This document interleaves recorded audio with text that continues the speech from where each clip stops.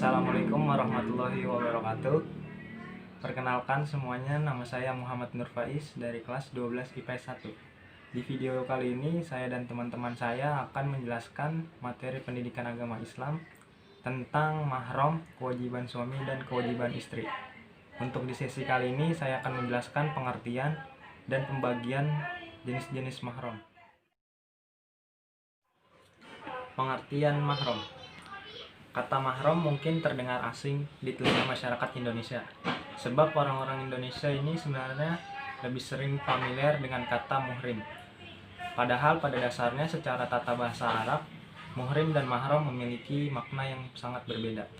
Untuk muhrim sendiri sebenarnya memiliki makna yaitu semua orang atau mereka yang mengenakan kain ihram dalam pelaksanaan ibadah haji dan ibadah umroh. Ketika mereka memakai kain ihram, mereka dilarang untuk melakukan perbuatan yang telah ditentukan, seperti berhubungan suami istri, membunuh binatang, dan hal-hal yang lainnya.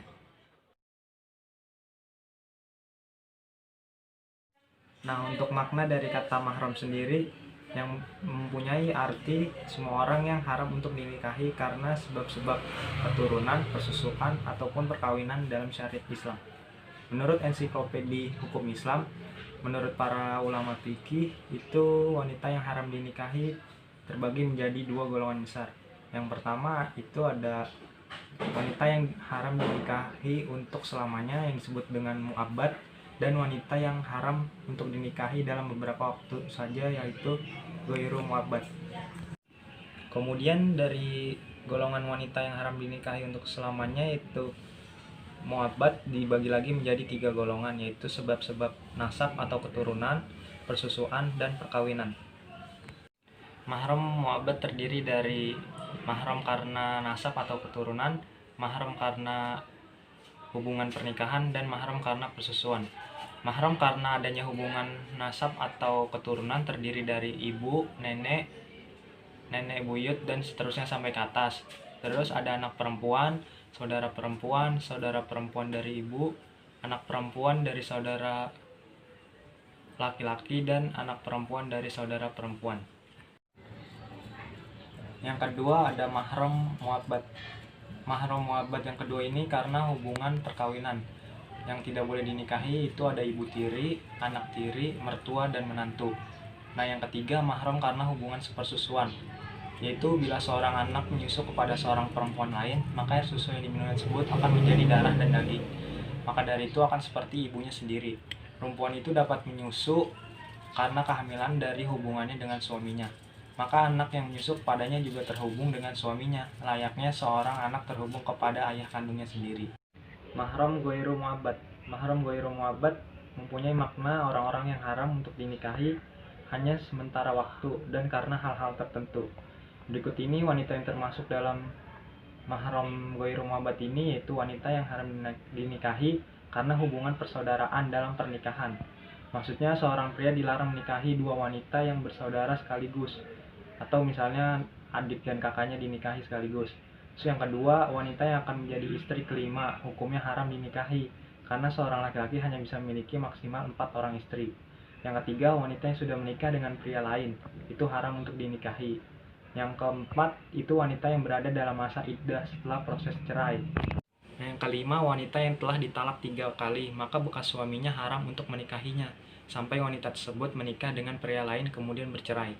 Yang terakhir, wanita pezina hukumnya haram untuk dinikahi, sampai ia benar-benar bertaubat nasuha, maka ia baru boleh dinikahi. Sekian penjelasan dari saya tentang pengertian mahram dan pembagiannya. Untuk materi-materi selanjutnya akan disampaikan dan dijelaskan oleh teman-teman saya.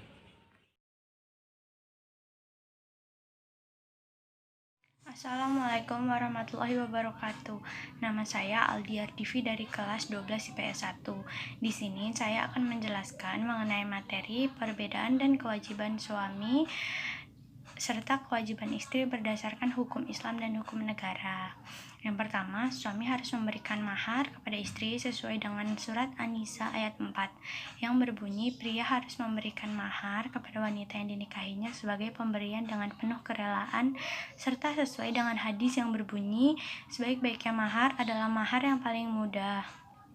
Yang kedua, suami itu harus memberikan nafkah sesuai kesanggupan. Ketika seorang laki-laki sudah menjadi seorang suami, maka wajib baginya untuk menafkahi lahir batin seorang istri, seperti yang sudah dijelaskan dalam Al-Quran surat Al-Baqarah ayat 233. Yang ketiga, suami harus juga memberikan mu'nah.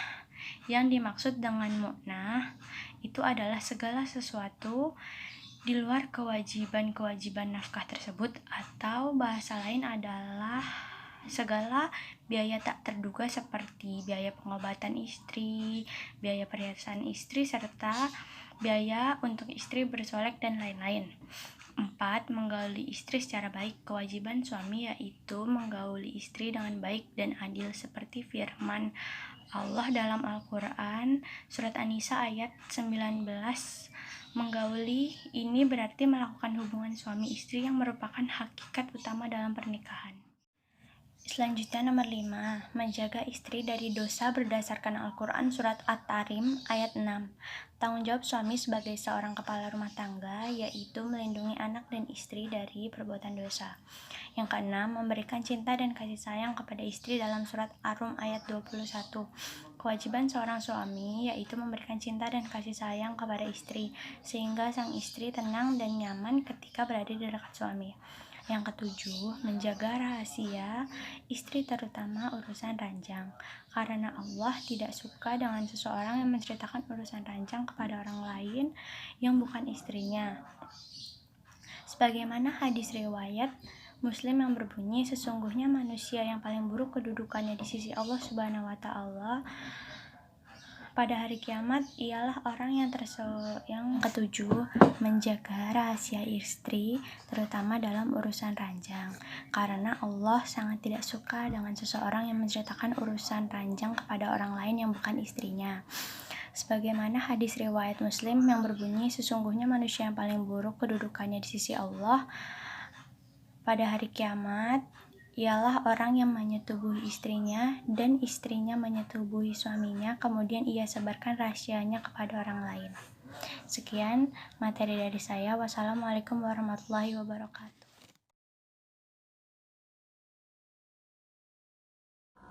Assalamualaikum warahmatullahi wabarakatuh. Nama saya Nabil Fatur Rahman dari kelas 12 IPS 1. Saya akan membacakan yang bagian C, yaitu adalah kewajiban suami dan istri berdasarkan hukum negara.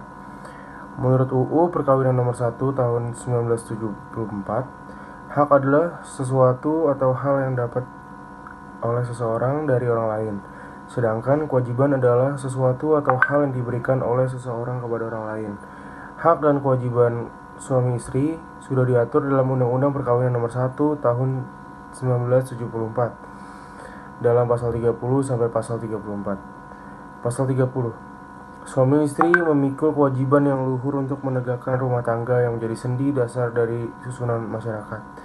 Pasal 31. 1. Hak dan kedudukan istri adalah seimbang dengan hak dan kedudukan suami dalam kehidupan rumah tangga dan pergaulan hidup bersama dalam masyarakat. Nah, yang kedua, masing-masing pihak berhak untuk melakukan perbuatan hukum. Yang ketiga, suami adalah kepala keluarga dan istri ibu rumah tangga. Pasal 32. 1. Suami istri harus mempunyai tempat kediaman tetap. Yang kedua, rumah tetap kediaman yang dimaksud dalam ayat 1 pasal ini ditentukan oleh suami istri bersama. Pasal 33. Suami istri wajib saling mencintai, menghormati, setia, dan memberi bantuan lahir batin yang pada sesuatu keperluan hidup rumah tangga sesuai dengan kemampuannya. Yang kedua, istri wajib mengatur urusan rumah tangga sebaik-baiknya. Yang ketiga, jika suami atau istri melalaikan kewajiban masing-masing, dapat mengajukan gugatan kepada pengadilan. Kaitan mahram dengan pernikahan. Mahram adalah orang yang haram untuk dinikahi selama-lamanya karena sebab keturunan, persusunan, dan pernikahan dalam syariat Islam. Hubungan antara laki-laki dan perempuan akan menjadi sah secara agama dan hukum kalau sudah melalui pernikahan secara resmi yang biasa kita sebut sudah mahramnya. Namun, banyak di kalangan remaja zaman sekarang ini yang mudah sekali bergaul antara laki-laki dan perempuan tanpa melihat dan menerapkan batasan tertentu. Mereka biasanya bergaul dengan sempat dekatnya tanpa mempedulikan nilai-nilai tertentu, terutama nilai agama. Baik yang muslim ataupun non-muslim, mereka melakukan hal yang kurang lebih hampir sama. Padahal, mereka yang muslim terkadang sudah memakai hijab sebagai identitas dirinya. Yang pastinya, hal itu yang sebenarnya dilarang dalam agama Islam, karena dianggap mendekati zina. Maka dari itu, dalam agama Islam, karena dianggap mendekati zina, maka hubungan antara laki-laki dan perempuan harus dijaga apabila belum menjadi pasangan yang sah atau mahramnya, kecuali sudah melalui pernikahan baik secara agama dan hukum negara. Sekian yang kelompok kami dapat sampaikan, kurang lebih mohon maaf. Assalamualaikum warahmatullahi wabarakatuh.